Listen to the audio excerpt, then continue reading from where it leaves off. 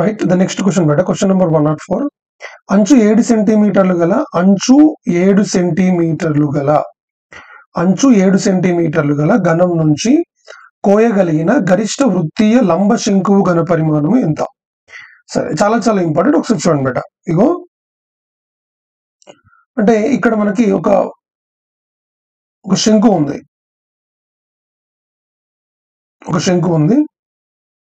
So ఈ శంకువు ఈ విధంగా ఉంది. ఇప్పుడు దీని నుంచి మనము ఒక గరిష్ట ఘన పరిమాణం గల ఒక శంకువుని దీని నుంచి కట్ చేయాలి. అంటే ఆ శంకు అనేది ఎలా ఉండాలి అని అంటే, ఇంకా అంతకంటే పెద్ద శంకువుని దాంట్లో నుంచి కట్ చేయడానికి వీలు ఉండకూడదు. అంత పెద్ద శంకువుని ఇప్పుడు మనం కట్ చేయాలి. ఓకేనా? రైట్.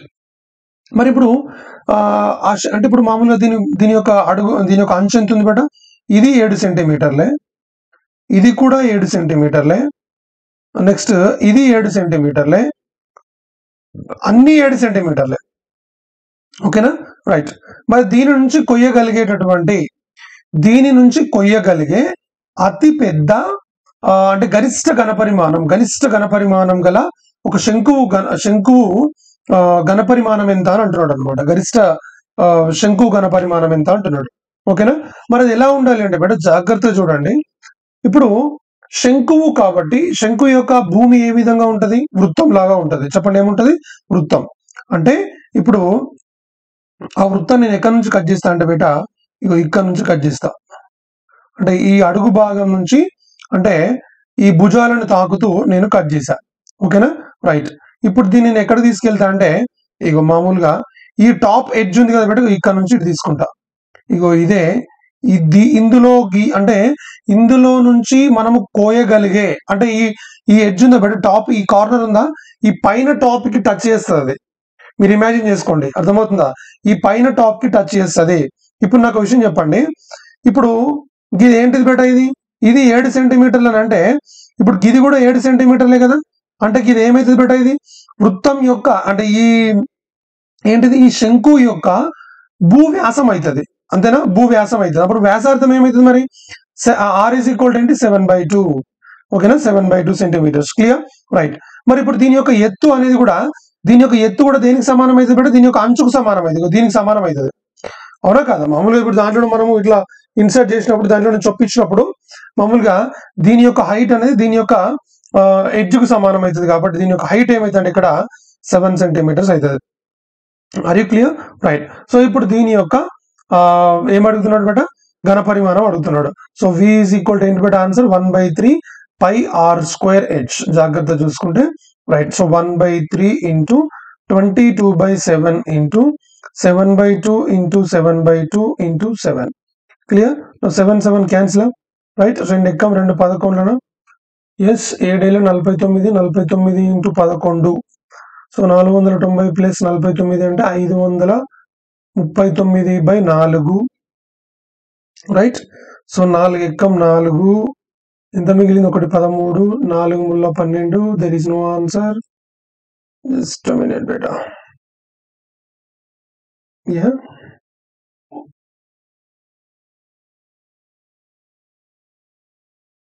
ఇది 1/3 కదా. This is 1/3. 2 ఎక్కం 2 11. 7 క్యాన్సిల్. 2 ఎక్కం 2 11. సో 7 49, 49 into 11 అంటే 539. 539/6. సో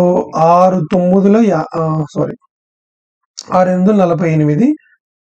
5 మిగిలింది 59. 6 9 54. సో 89.8. ఇక్కడ మనకు వచ్చినటువంటి ఆన్సర్ కి ఏది మ్యాచ్ అవుతుంది? ఇది మ్యాచ్ అవుతుంది. కాబట్టి 89.8. ఒకటే గుర్తుపెట్టుకోండి, 7 సెంటీమీటర్ల అంచు, అంటే అంచు 7 సెంటీమీటర్లు గల ఒక ఘనం నుండి కోయగలిగేటటువంటి, అంటే గరిష్ట వృత్తీయ లంబ శంకువు ఘన పరిమాణం. అంటే దీంట్లో నుంచి మనం తీయగలిగేటటువంటి ఒక గరిష్ట శంకు యొక్క ఘన పరిమాణం ఎంత? దాని యొక్క ఘన పరిమాణం ఎంత అంటే 89.8 బేట. What is it? 89.8. Clear? Right. ఒకటే గుర్తుపెట్టుకోండి, ఒక ఘనం నుంచి మనం ఒక గరిష్ట శంకువుని కొయ్యాలి అన్నప్పుడు దాని యొక్క వ్యాసం భూ వ్యాసం అనేది దాని అంచుకు సమానం అవుతుంది. ఈ భూ వ్యాసం అనేది అంచుకు సమానం అవుతుంది. భూ వ్యాసార్థం అనేది అంచులో సగం ఉంటుంది. ఎత్తు అనేది దాని అంచుకి సమానం అవుతుంది. అప్పుడు తీసుకెళ్లి దాంట్లో సబ్స్టిట్యూట్ చేసి సరిపోతుంది. క్లియర్ కదా బేటా? రైట్. ఎస్. క్వశ్చన్ నెంబర్ 105 బేటా. Question number 105. What is that? 10 సెంటీమీటర్లు ఇంటూ 5 సెంటీమీటర్లు ఇంటూ 2 సెంటీమీటర్ల కొలతలు గల దీర్ఘచతురస్రాకారపు కొయ్య దుంగను తొలచి 7 సెంటీమీటర్ల ఎత్తు 3 సెంటీమీటర్ల వ్యాసార్థం గల శంకువును తయారు చేస్తే వ్యర్థం చేసిన కొయ్య శాతం ఎంత? వ్యర్థం చేసిన కొయ్య శాతం ఎంత? ఒక పని చేద్దాము. ఇప్పుడు ఇది దీర్ఘచతురస్రాకారపు కొయ్య దుంగ అంటే అది ఏ ఆకృతిలో ఉన్నట్టు? దీర్ఘఘనాకృతిలో ఉందన్నట్టు. చెప్పండి. దీర్ఘఘనాకృతిలో ఉంది. మరి దీర్ఘఘనం యొక్క ఘన పరిమాణానికి ఫార్ములా ఏంటి బేట? 10 × 5 × 2 అంతేనా? L × B × H అంటే ఎంత బేట? ఇది 100 సెంటీమీటర్ క్యూబ్. ఏంటది? 100 centimeter cube. Clear? Right.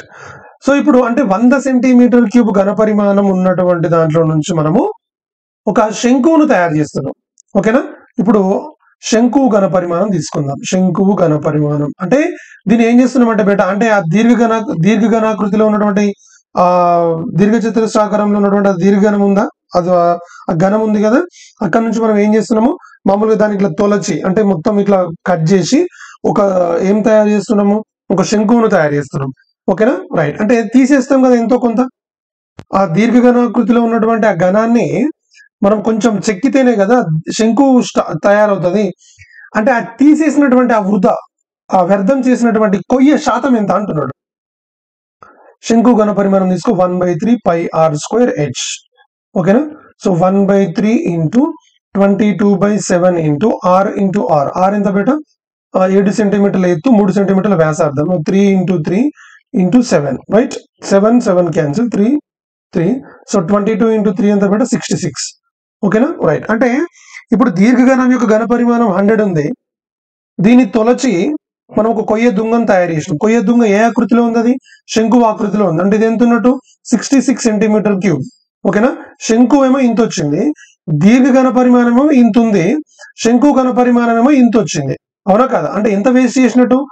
34 waste చేసినట్టు. ఎక్కడి నుంచి? 100 నుంచి. సో 34/100 × 100. ఓకేనా? 100 క్యాన్సిల్. వాట్ ఈస్ ఆన్సర్ బేట? 34% ఆఫ్ ది అంటే మెటీరియల్ అనేది వేస్ట్ అయింది. 34% మెటీరియల్ అనేది వేస్ట్ అయిపోయింది. I hope you are very very clear. మీరు గుర్తుపెట్టుకోవాలి. డైరెక్ట్ ఈ 34 కదా, ఈ 34 డైరెక్ట్ గా ఆన్సర్ రాసేయచ్చు కదా అనుకుంటే ఇక్కడ 100 ఉంటేనే ఈ 34 అనేది ఆన్సర్ అవుతుంది. ఫర్ ఎగ్జాంపుల్ ఇక్కడ 60 ఉంది అనుకోండి, అప్పుడు 34/60 × 100 ఆన్సర్ చేంజ్ అయిపోతుంది. గుర్తుపెట్టుకోండి. అర్థమవుతుందా? సో ఈ వాల్యూని తీసుకెళ్లి 34ని తీసుకెళ్లి 100తో కంపేర్ చేస్తాం కాబట్టి 34% గానే మిగిలిపోతుంది. కానీ ఇక్కడ వేరే ఏదైనా వాల్యూ ఉంటే ఇక్కడ 34 కాకుండా వేరే ఆన్సర్ వస్తుంది. ఈ విషయం మీరు గుర్తుపెట్టుకోవాలి. క్లియర్? నెక్స్ట్ క్వశ్చన్ నెంబర్ 106 బేట. ఒక వృత్తీయ లంబ శంకువు వృత్తీయ లంబ స్తూపముల భూములు సమానం. వృత్తీయ లంబ శంకువు వృత్తీయ లంబ స్తూపముల భూములు సమానం, ఎత్తులు కూడా సమానం. భూములు సమానం అంటే ఏంటిది బేట? ఒకసారి జాగ్రత్త చూడండి. ఇగో ఈ శంకు ఉందా, ఈ శంకు యొక్క భూమి వృత్తం ఉంటది కదా, ఈ వృత్తం ఎంతైతే ఉందో ఈ స్తూపం యొక్క వృత్తం కూడా అంతే ఉంది. స్తూపం యొక్క వృత్తం కూడా అంతే ఉంది. ఓకేనా? అంటే దీని మీనింగ్ ఏంది బేట? ఇగో దీని రేడియస్ రెండు సమానం. ఇంకోటి ఏంటి? ఇగో దీని హైట్ కూడా రెండు సమానం. క్లియర్ కదా? రైట్. ఎస్. హైట్ అనేది కూడా సమానం. ఓకే. మరి ఒక భూ వ్యాసార్థము ఎత్తులు ఏ నిష్పత్తిలో ఉన్నాయి బేట? 5:12 నిష్పత్తిలో ఉన్నాయి. ఓకేనా? అయినా స్తూపము శంకువుల సంపూర్ణ వక్రతలీయ వైశాల్యం అంటే సంపూర్ణ తల వైశాల్యాలు అడుగుతున్నాడు బేట, నిష్పత్తి అడుగుతున్నాడు బేట. మరి ఇప్పుడు సిలిండర్ యొక్క సంపూర్ణతల వైశాల్యం సిలిండర్ యొక్క సంపూర్ణతల వైశాల్యం ఎంత బేట? 2πr × r + h. ఎస్. మరి దీని యొక్క సంపూర్ణతల వైశాల్యం ఎంత? πrl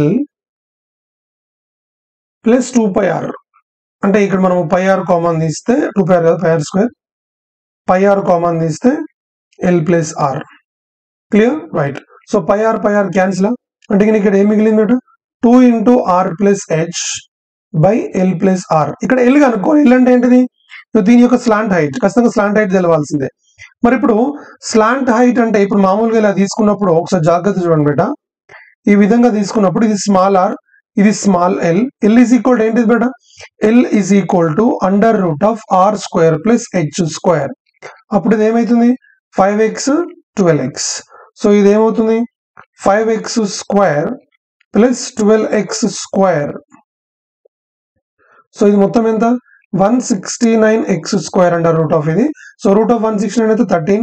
so root x square ఎంత? x. So 13x. l is equal to 13x వచ్చింది. ఇంకా సబ్స్టిట్యూట్ చేయి. ఓకేనా?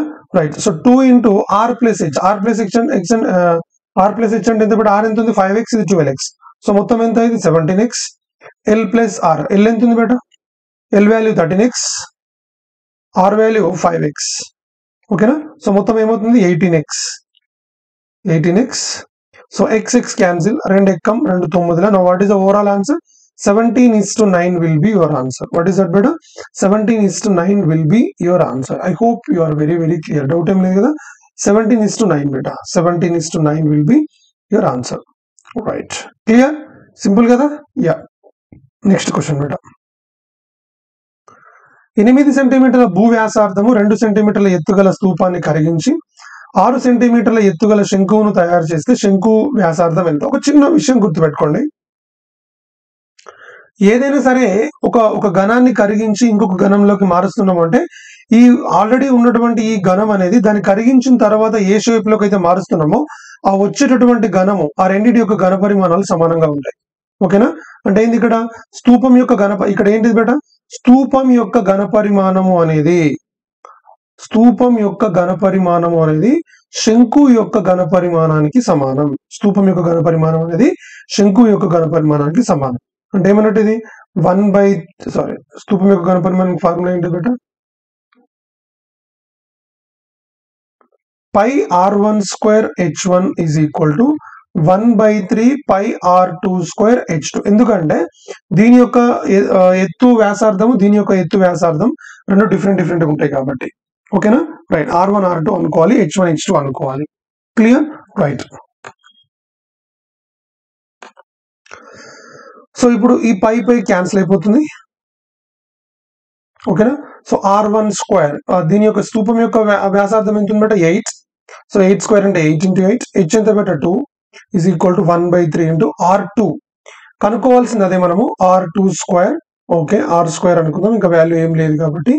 h2 ఎంత ఉంది బేట? స్తూపాన్ని కరిగించి 6 సెంటీమీటర్ల ఎత్తుగల శంకు. సో 6, 3 ఎక్కం 3 రెండ్ల 2 cancel. r square is equal to 8 into 8 అంటే r ఈజ్ ఈక్వల్ టు ఎంత బేట? 8. శంకు యొక్క వ్యాసార్థం ఎంత? 8 అనమాట. I hope you are very clear. Simple. మీరు ఒకటే విషయం గుర్తుపెట్టుకోండి, ఏదైనా సరే ఒక ఘనాన్ని కరిగించి ఇంకో ఘనం లాగా తయారు చేసినప్పుడు ఆ రెండింటి యొక్క ఘన పరిమాణాలు సమానంగా ఉంటాయనే విషయం మీరు మర్చిపోవద్దు. క్లియర్? రైట్. నెక్స్ట్ క్వశ్చన్ బేట. ఒక వృత్తీయ లంబ స్తూపాకారపు పాత్ర నిండా నీరు ఉంది. దానితో సమానంగా ఉండే వ్యాసార్థము ఎత్తులు గల శంకువులలో ఈ నీటిని నింపడానికి అవసరమయ్యే వాటి సంఖ్య. రైట్. అంటే ఏం లేదు బేట, ఇప్పుడు జాగ్రత్త చూడండి. ఇగో ఇక్కడ ఒక స్తూపం ఉంది. ఈ స్తూపం నిండా కూడా వాటర్ ఉందంట, స్తూపం నిండా నీరుంది. దానితో అంటే ఇప్పుడు ఏంటి ఇక్కడ? దీనితో సమానంగా ఉండే వ్యాసార్థము ఎత్తులు గల శంకువులలో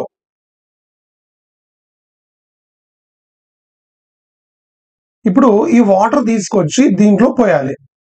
మరి ఇప్పుడు ఇక్కడ ఒకటి అబ్జర్వ్ చేయండి బేట. ఇప్పుడు దీంట్లో 100 లీటర్లు ఉన్నాయనుకోండి. ఇక్కడ ఇంకొక విషయం మీరు అబ్జర్వ్ చేయాలి. దీని హైట్, దీని రేడియస్ ఎంత ఉందో, దీని హైట్, దీని రేడియస్ కూడా అంతే ఉన్నాయి. ఆ విషయం కూడా మీరు అబ్జర్వ్ చేయాలి. ఇప్పుడు దీంట్లో 100 లీటర్లు ఉన్నాయనుకోండి. HR. ఇప్పుడు దీనికి 100 లీటర్లు ఉన్నాయనుకోండి. మరి 100 లీటర్లు తీసుకొచ్చి దీంట్లో పోస్తే దీంట్లో 100 లీటర్లు పడతాయా?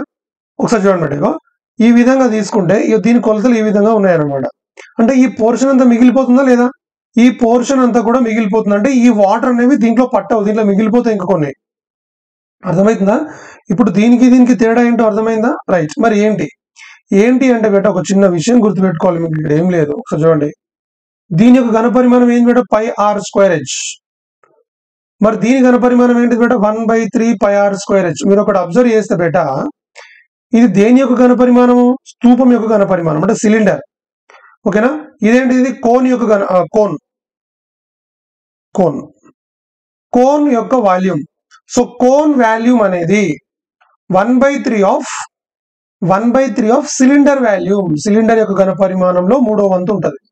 అంటే దీని మీనింగ్ మీరు ఇంకా జాగ్రత్తగా అర్థం చేసుకోవాలి. ఏంటిదంటే బేట, కోన్ ఘనపరిమాణం అనేది ఎప్పుడు వస్తుందో తెలుసా, సిలిండర్ యొక్క ఘనపరిమాణంలో 3వ వంతు. అది 3వ వంతు అంటే మీనింగ్ ఏంటి, సిలిండర్ ని 3 సమాన భాగాలు చేస్తే దాంట్లో ఒక్క భాగం ఘనపరిమాణం ఎంత ఉంటుందో ఆ ఘనపరిమాణము అదే భూవ్యాసార్థము అదే ఎత్తు గల కోన్ యొక్క అంటే శంకు యొక్క ఘనపరిమాణానికి సమానమవుతుంది. అర్థమైందా?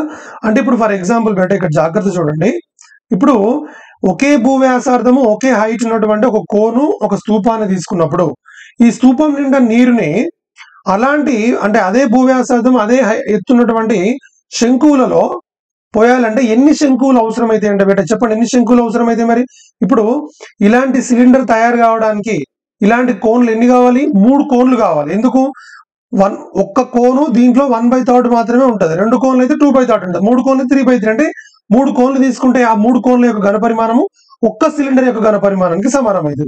ఓకేనా, రైట్.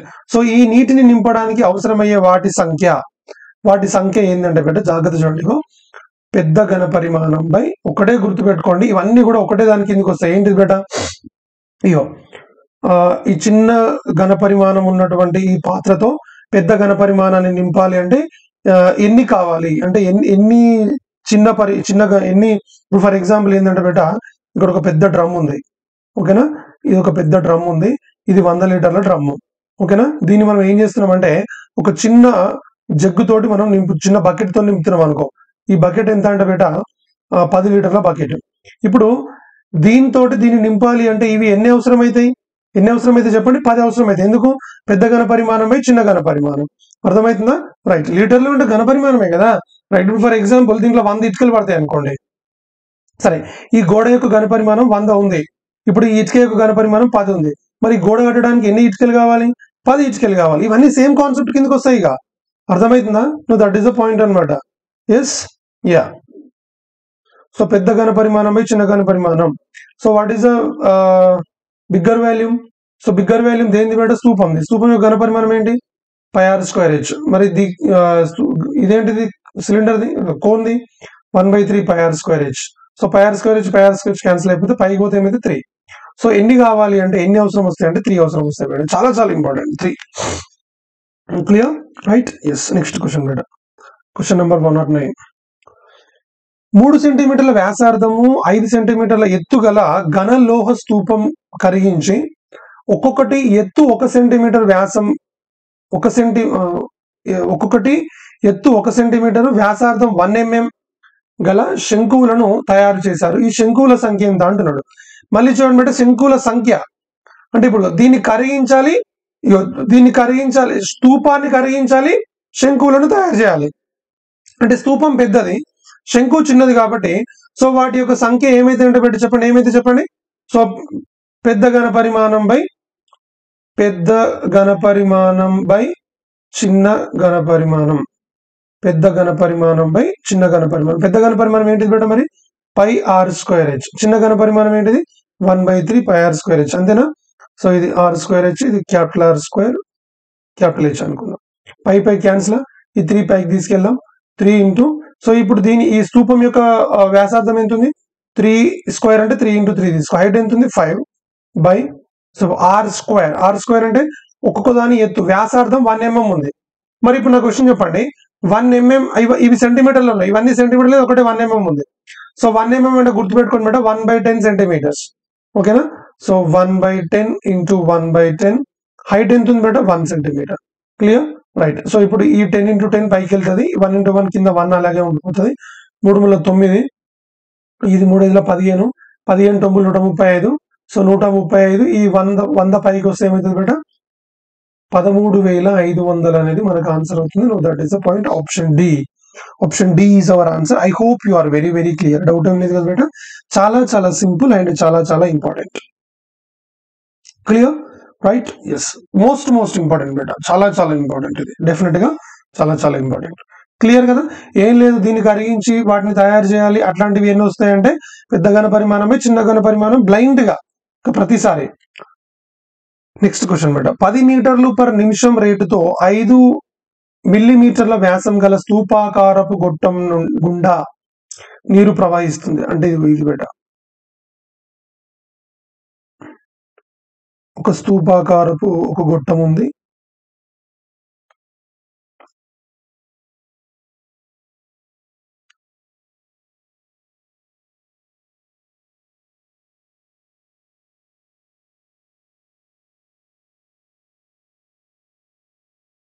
దీని నుంచి మనకి ఒక నిమిషంలో 10 మీటర్ల రేటు అంటే ఒక నిమిషంలో వాటర్ ఎంత ప్రయాణిస్తుంది అంటే 10 మీటర్ల దూరం ప్రయాణిస్తుంది. అంటే ఇప్పుడు ఫర్ ఎగ్జాంపుల్ ఇక్కడ ఒక గేట్ వాల్ ఉంది అనుకోండి. ఇక్కడ వాటర్ మొత్తం ఒక రిజర్వాయర్ లో స్టోర్ అయి ఉంది. ఫర్ ఎగ్జాంపుల్ ఇక్కడ గేట్ వాల్ ఉంది. ఫర్ ఎగ్జాంపుల్ ఇక్కడ ఈ గేట్ వాల్ అనేది ఒక నిమిషం పాటు మనం ఓపెన్ చేసామనుకో, ఈ పైప్ లో నీళ్లు ఎంత దూరం పోతాయి తెలుసా? 10 మీటర్ల దూరం పోతాయి. అంటే ఇప్పుడు ఫర్ ఎగ్జాంపుల్ దీని పొడవే 10 మీటర్లు అనుకోండి. ఒక నిమిషంలో అంటే ఇప్పుడు 5 నిమిషాలు వదిలేమనుకో, సారీ ఒక 30 సెకండ్లు వదిలేమనుకో, 30 సెకండ్లు వదిలితే వాటర్ అనేది 5 మీటర్ల వరకు ఫిల్ అయిపోతాయి నీళ్లు. అంటే మామూలుగా ఇట్లా ఫిల్ అవ్వడం కాదు, మొత్తం ఇంత దీంట్లో ఎంత వాటర్ పడతాయో దాంట్లో ఈ మొత్తంలో అన్ని నీళ్లు వస్తాయి అనమాట, సగంలో. అర్థమవుతుందా? ఒక నిమిషం సేపు దీంట్లో నుంచి వాటర్ వదిలేమనుకో, ఈ మొత్తం 10 మీటర్ల పొడవు ఉన్నటువంటి ఈ ట్యాంక్ మొత్తం, ఈ పైప్ మొత్తం నిండిపోతుంది. క్లియర్? అంటే ఒక్క నిమిషంలో అంత వాటర్ బయటకు వస్తుంది అనమాట ఈ పైపులకి వెళ్ళి. ఈ 10 మీటర్ల పొడవు ఉన్నటువంటి వాటర్ మొత్తం ఒక నిమిషంలో అంత వాటర్ బయటకు వస్తుంది. ఈ పైప్ మొత్తంలో ఎన్ని నీళ్ళు పడతాయో. అంటే ఇది ఎలా ఉంది చూడడానికి? ఎగ్జాక్ట్లీ ఇది ఒక సిలిండర్ లాగా ఉందా? అవునా కదా? ఇది సిలిండరే కదా, రైట్? సిలిండర్ యొక్క పొడవు ఎత్తు ఎంత ఉంది? 10 మీటర్లు. Yes, right. సో 5 mm వ్యాసార్థం. ఇది 5 mm వ్యాసార్థం అంటే ఏంటి బేట? 5/10 సెంటీమీటర్స్.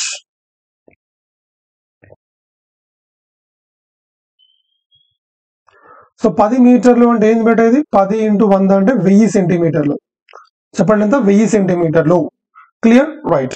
సో ఇప్పుడు వ్యాసం గల స్తూపాకారపు గొట్టం గుండా నీరు ప్రవహిస్తుంది. 40 సెంటీమీటర్ల భూవ్యాసము, 24 సెంటీమీటర్ల లోతు గల శంకు ఆకారపు పాత్రలో నీటిని నింపడానికి ఎంత కాలం పడుతుంది? రైట్. మరి ఇప్పుడు ఒక విషయం చేద్దాం బేట. ఇప్పుడు ఇది ఒక్క నిమిషంలో ఇంత దూరం ప్రయాణిస్తున్న నీళ్లు. మరి ఒక్క నిమిషంలో అది ఎంత వాటర్ ని, ఒక్క నిమిషంలో అది ఎంత ఘనపరిమాణం ఉన్న వాటర్ ని వదులుతుందో చూద్దామా? అంటే ఈ పైప్ యొక్క ఘనపరిమాణం కనుక్కోవాలి. ఒక్క నిమిషంలో ఘనపరిమాణం, ఒక్క నిమిషంలో ఘనపరిమాణం, ఒక్క నిమిషం ఘనపరిమాణం ఈజ్ ఈక్వల్ టు స్తూపమే కదా, πr²h అంటే 22/7 r²h 5/10 × 5/10. ఎస్, 5/10 ఎందుకు అవుతుంది? వ్యాసం పెట్టండి. 5/10 అనేది వ్యాసం. మరి వ్యాసార్థం ఏమైతే 5/20 అవుతుంది.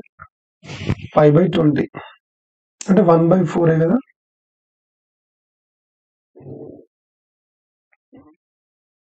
× 1/4 హైట్ ఎంత పెట్ట? 1000 అంటే ఇంత ఉందన్నమాట. 250 సార్లు 2 రెంట్ల 125 సార్లు. సో మొత్తం ఎంత పెట్ట? ఇది 125/2 అంటే 62.5. 62.5 పై అని రాయొచ్చా? రాద్దాం. అంటే ఒక్క నిమిషంలో ఇంత ఘనపరిమాణం ఉన్నటువంటి వాటర్ బయటకు వస్తుంది. ఇంత ఘనపరిమాణం ఉన్నటువంటి వాటర్ ఒక్క నిమిషంలో బయటకు వస్తుంది. మరి ఇప్పుడు మనం ఇప్పుడు ఈ ఒక్క నిమిషంలో ఇంత ఘనపరిమాణం ఉన్న వాటర్ బయటకు వస్తుంది కదా. మరి ఇంత ఒక్క నిమిషంలో ఇంత ఘనపరిమాణం ఉన్న వాటర్ బయటకు వస్తే అట్లాంటిది ఈ 40 సెంటీమీటర్ల భూవ్యాసము, 24 సెంటీమీటర్ల లోతు గల శంకు ఆకారపు పాత్ర నిండడానికి పట్టే కాలం ఎంత కాలం పడుతుంది అనేది క్వశ్చన్. Okay, right. ఇప్పుడు ఒక్క నిమిషంలో గింత ఘనపరిమాణం వస్తుంది. ఓకే, ఇప్పుడు ఆ శంకు పాత్ర ఘనపరిమాణం కనుక్కుందాం. శంకు పాత్ర ఘనపరిమాణం, శంకు పాత్ర ఘనపరిమాణం ఫార్ములా ఏంటి? 1/3 πr²h, 1/3 πr²h. r అంటే ఎంత బేట? భూవ్యాసార్థం 40, భూవ్యాసం 40 కాబట్టి వ్యాసార్థం 20 అవుతుంది. సో 20 × 20 × 24. Yes, right. 3 ఎక్కం 3 8. So 20 × 20 400 × 8 3200 pi. What is it? 3200 pi. ఓకేనా, రైట్. ఇప్పుడు ఇంత ఘన పరిమాణం ఉన్నదానికి 1 నిమిషం పడితే, ఇంత ఘన పరిమాణం ఉన్నటువంటి నీరు బయటకు రావడానికి 1 నిమిషం పడితే, ఇప్పుడు ఇంత ఘన పరిమాణం ఉన్నటువంటి ట్యాంక్ నిండడానికి ఎంత సమయం పడుతుంది చూడండి. 62.5 పై నిండడానికి, ఘన పరిమాణం వాటర్ నిండడానికి 1 నిమిషం పడితే 3200 పైకి ఎంత టైం పడుతుంది? క్రాస్ మల్టిప్లికేషన్ డైరెక్ట్ గా 3200 పై బై 62.5 పై.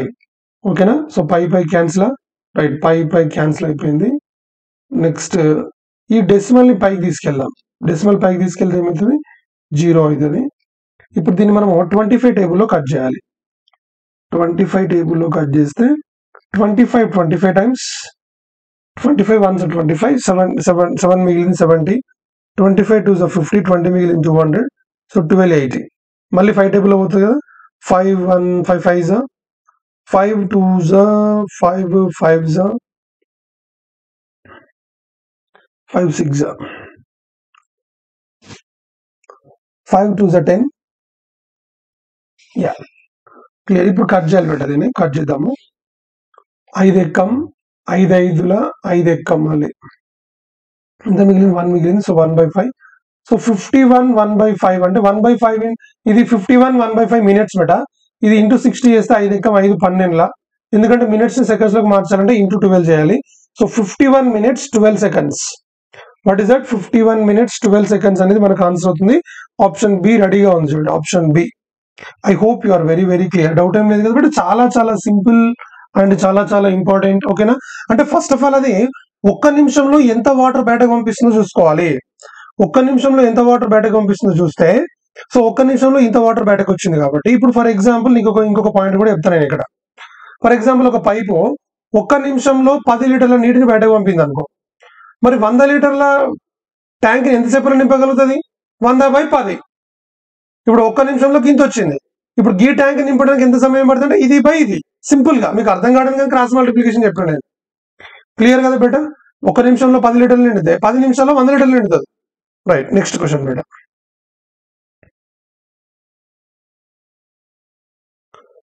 చాలా ఇంపార్టెంట్ క్వశ్చన్ బేటా. యా, 12 సెంటీమీటర్ల వ్యాసార్థము 18 సెంటీమీటర్ల ఎత్తుగల ఘన స్తూపాకారపు దిమ్మెను. ఇగో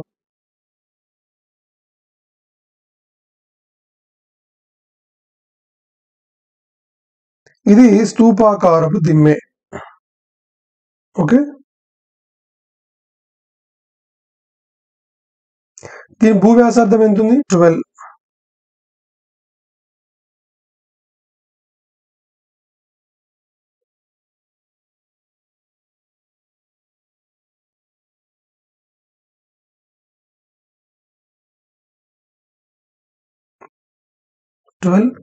ఇది కూడా 12.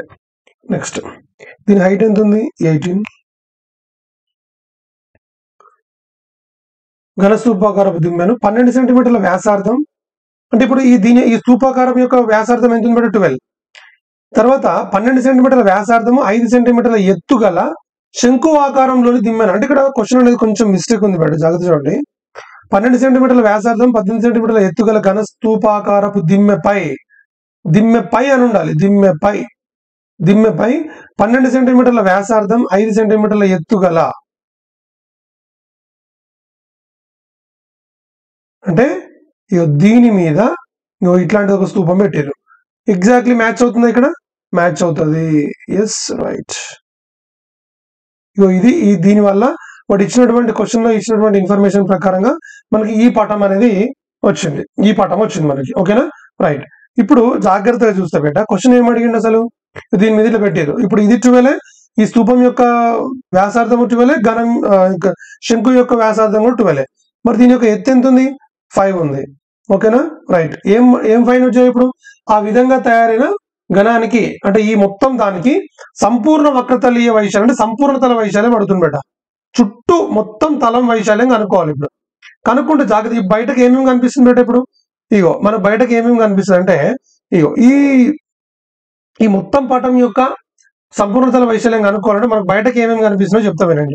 ఈ బయటకు ఏమేమి కనిపిస్తుందంటే శంకు ప్రకతల వైశాల్యం. ఇప్పుడు యాక్చువల్ మనం ఏం కనుక్కోవాల్సింది సంపూర్ణతల వైశాల్యమే. ఇప్పుడు సంపూర్ణతల వైశాల్యం అంటే ఏంటిది బేట? మొత్తం ఒక షేప్ కి ఏదైతే బయట కనిపిస్తుందో మొత్తం వాటి యొక్క ఏరియా మనం కనుక్కోవాలి. మరి ఇప్పుడు అది కనుక్కునేటప్పుడు శంకు యొక్క ప్రకతల వైశాల్యం ఎందుకు తీసుకుంటున్నాం మనం అంటే, ఈ శంకు యొక్క అడుగు భాగం అనేది ఈ స్తూపం యొక్క ఆ పై భాగానికి రెండు మ్యాచ్ అయిపోతుంది, బయట కనిపించదు అది. కాబట్టి ఇప్పుడు మనం తీసుకోబోయేటటువంటి సంపూర్ణతల వైశాల్యంలో శంకు యొక్క ప్రకతల వైశాల్యం మాత్రమే కవర్ అవుతుంది. నెక్స్ట్ తర్వాత నెక్స్ట్ ఇది బేట, ఇదంతా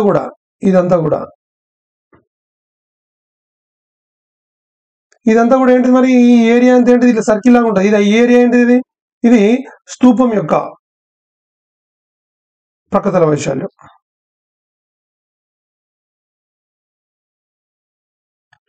స్తూపం ప్రకతల వైశాల్యం. ఇంకోటి ఏం కనబడుతుంది? ఈ అడుగు భాగం కూడా ఉందా? అడుగు భాగం కూడా ఉంది. అడుగు భాగం యొక్క వైశాల్యం. వీటన్నిటిని చేస్తేనే మనకు ఆన్సర్ వస్తుంది. అడుగు భాగం వైశాల్యం. ఓకేనా? మరి శంకు యొక్క ప్రకతల వైశాల్యం ఏంటిది? πRL. మరి స్తూపం ప్రకతల వైశాల్యం ఏంటిది? 2πRh. ఓకే. అడుగు భాగం యొక్క వైశాల్యం ఏంటిది? πr². ఎందుకంటే స్తూపం యొక్క వైశాల్యము, స్తూపం యొక్క ఎత్తు మనము స్తూపం యొక్క వ్యాసార్థము R అనుకున్నాం కాబట్టి πr². అంతేనా? రైట్. మరి ఇప్పుడు ఎల్లు కనుక్కుందాం. ఇక్కడ కనుక్కుందాం. ఇది 12, ఇది 5 అంటే ఏమైతే బట్టి 13 అవుతుంది. ఎందుకు? అదొక మనకి పైథాగరస్ ట్రిప్లెట్ కాబట్టి. సో ఇక్కడ 13 వస్తుంది. L = 13. సో ఇప్పుడు చూడు, ఇక్కడ 22/7 ఇంటూ R ఎంత ఉంది బట్టి 12, L ఎంత ఉంది 13. That's okay. ఇప్పుడు చూడు 2 ఇంటూ 22/7 ఇంటూ R. దేనిది? స్తూపం అంటే మళ్ళీ 12 అవుతుంది ఇంటూ H ఎంత ఉంది బట్టి 18. సో ఇదేంటిది? 22/7 ఇంటూ 12 ఇంటూ 12 R అంటే ఇదే కదా. రైట్. వీటన్నిటిని యాడ్ చేయాలి. ఇప్పుడు వీటన్నిటిని యాడ్ చేస్తేనే ఈ పటం యొక్క సంపూర్ణతల వైశాల్యం వస్తుంది. యాడ్ చేద్దాం. చూడు 22/7 అన్నిట్లో 22/7 అన్నిట్లో 22/7 కామన్ ఉంది కాబట్టి దీన్ని మనము π అని రాసుకుందామా? రైట్.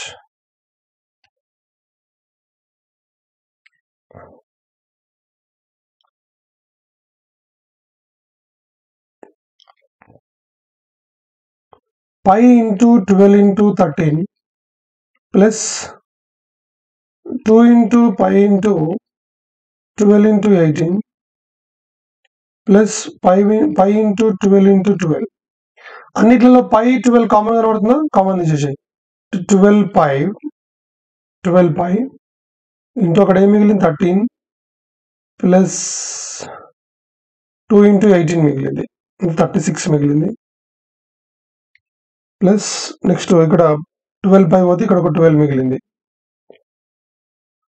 మొత్తం 13 ప్లస్ 36 ఎంత బట్టి 49. 49 ప్లస్ 12 61. మొత్తం కలిపి 61 అవుతుంది. ఓకేనా? రైట్. సో π వాల్యూ ఎంత? 22/7.